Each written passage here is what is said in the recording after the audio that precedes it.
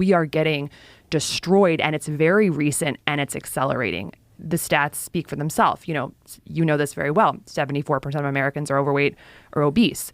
50% now of American adults have type 2 diabetes or prediabetes. These were diseases where there was 1% of Americans in 1950 had type 2 diabetes. Now it's 50% of Americans have prediabetes or type 2 diabetes. Alzheimer's, dementia are going through the roof.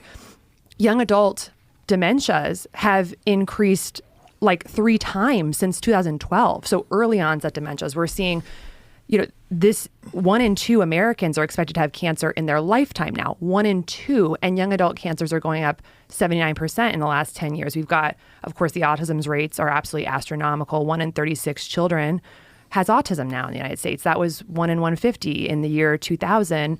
And in California, where I live, it's 1 in 22 with a lifetime neurodevelopmental disorder. We've got infertility going up 1% per year. 25% of men now under 40 have erectile dysfunction. A quarter of the country. This is fundamentally a metabolic disease. We've got 77% of young Americans can't serve in the military because of obesity or drug abuse.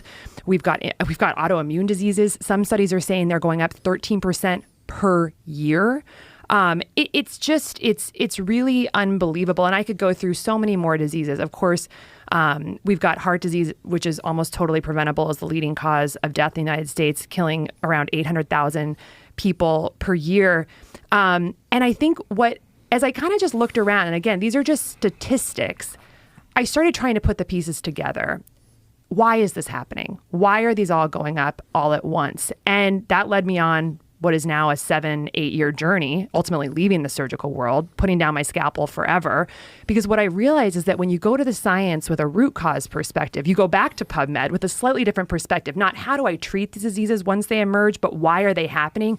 You see a very obvious, blaring answer, which is why we had to write a book about it, which is that it's all caused by metabolic dysfunction, a term that I never learned in medical school. I learned about metabolic syndrome and the different individual diseases that make it up. But there is a problem. There is a fundamental breaking of our core cellular biology that is caused by our diet and the world we're living in, the modern world we're living in today, that is crushing the very way that the human body and our human cells can transmit food energy to life energy, to cellular energy. And so our bodies are essentially, fundamentally, because metabolic health is how we make energy in the body, the way that our environment is now synergistic to restoring our metabolic health, and the science is very clear about this, it's basically like all of us are a little bit dead while we're alive. That's what metabolic dysfunction is. It's less energy in the body. We're underpowered. And that's very dark.